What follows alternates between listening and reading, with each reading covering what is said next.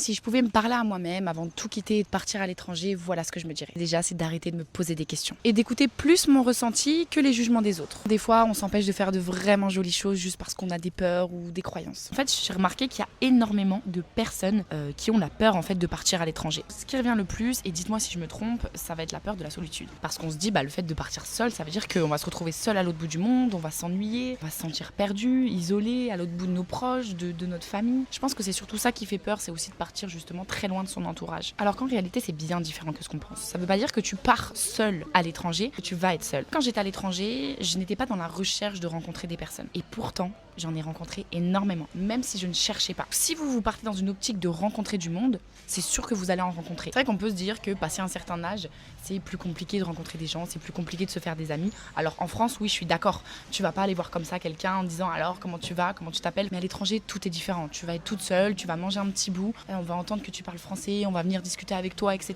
C'est vraiment des croyances limitantes qu'on peut se mettre dans la tête en se disant voilà, je vais me retrouver seule, isolée, oh je suis pas très sociable, je sais pas trop me faire d'amis, etc. Mais en fait, les gens ils vont venir à vous dans tous les cas. Moi, comme je vous ai dit, j'étais vraiment pas dans la recherche justement de rencontrer des gens et ça a fait complètement l'effet inverse. J'ai rencontré énormément de personnes. Donc enlevez-vous ça de la tête. Je vous conseille justement d'écouter des personnes qui sont à l'étranger et qui ont eu cette expérience.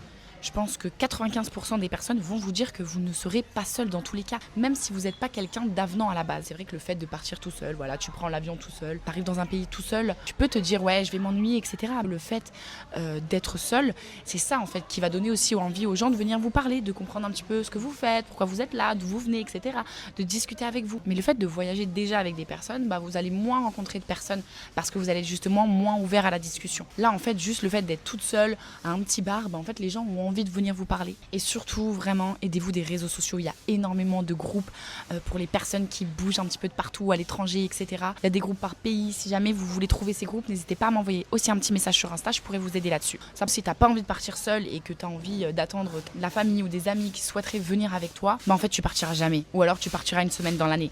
Si t'as envie d'aller te faire 6 mois à l'étranger, arrête d'attendre les gens. Vas-y et tu verras que tu rencontreras des gens sur place qui sont comme toi. Une des autres raisons qu'on ait peur justement de partir seul à l'étranger, c'est aussi surtout le jugement des autres. Pourquoi tu pars seul? Ça va? Tout va bien? Quoi que vous fassiez, que ce soit de partir à l'étranger, que ce soit de faire tel travail ou tel travail, de prendre n'importe quelle décision dans la vie, qu'à 35 ans vous n'ayez pas encore d'enfants ou qu'à 20 ans vous avez déjà des enfants, vous aurez des jugements dans tous les cas. Mais des jugements peut-être une minute et après les gens vont complètement vous oublier. Alors vivez votre vie comme vous le voulez parce que dans tous les cas il y aura toujours quelque chose à dire. Que ce soit des proches que tu as en France ou même des gens à l'étranger, alors que les gens te voient manger seul et qui te jugent et qui se disent mais qu'est-ce qu'elle fait celle-là à manger toute seule. Déjà sachez une chose, à l'étranger il y a personne qui vous juge parce qu'il y a énormément de personnes qui sont seules. Que ce soit des personnes qui partent pendant 6 mois, 1 an voyager seules ou juste des gens qui se font des petites vacances d'1 mois ou quelques semaines en voyageant seuls, ou aussi les gens comme moi qui vivent à l'étranger, qui travaillent en ligne, qui bougent un petit peu de partout. Il y a énormément de personnes qui sont seules. Et c'est vrai que moi-même en France, je ne me voyais pas forcément aller au restaurant toute seule, manger devant tout le monde.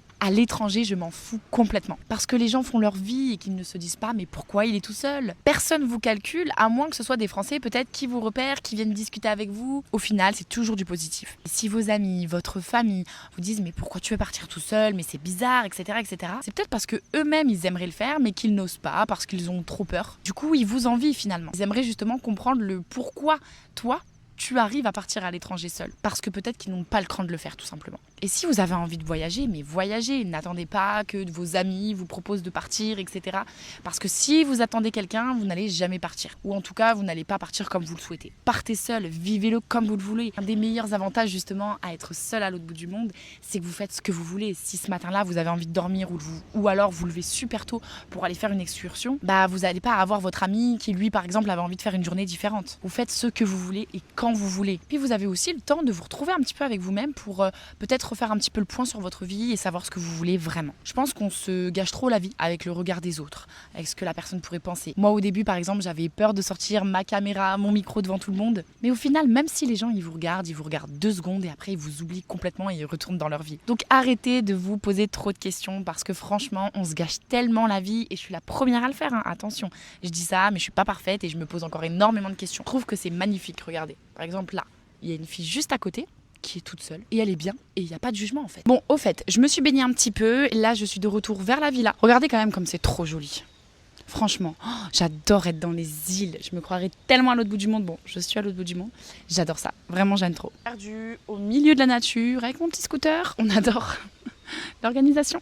Une peur qui revient très souvent, c'est de sortir de sa zone de confort, sortir de ce qu'on connaît, surtout quand t'es seul justement, de découvrir un autre pays, des autres cultures, de ne pas trop savoir à quoi s'attendre, de partir à l'autre bout du monde, de ne pas trop savoir ce qu'on va découvrir là-bas. Ça rejoint un petit peu justement à la peur de l'inconnu, parce que le fait de rester dans ce qu'on connaît, c'est un confort, ça c'est sûr. Quand je parle de confort, c'est pas forcément le confort en termes de logement, etc. C'est vraiment le fait de l'inconnu en fait. C'est un confort de rester dans ce qu'on connaît déjà, justement de partir à l'inconnu, d'aller explorer ce qu'il y a ailleurs. La Terre, elle est tellement belle, c'est tellement dommage justement de rester au même endroit. Et si c'est juste à cause de certaines peurs que vous ne partez pas et que vous n'osez pas partir seul, c'est tellement dommage. Passez au-dessus. Passez au-dessus. Et dans tous les cas, j'ai envie de vous dire que partez à l'étranger. Si jamais ça va pas, vous reprenez un billet d'avion et vous rentrez en France ou en Europe. Tout ça pour dire que même si vous avez prévu de partir 6 mois à l'étranger et que vous ne vous sentez pas bien, vous pouvez juste reprendre un billet et rentrer chez vous. Il y a un retour en arrière qui est possible. Pourquoi avoir peur de faire certaines choses alors que si ça ne va pas, vous pouvez rentrer dans ce que vous connaissez déjà.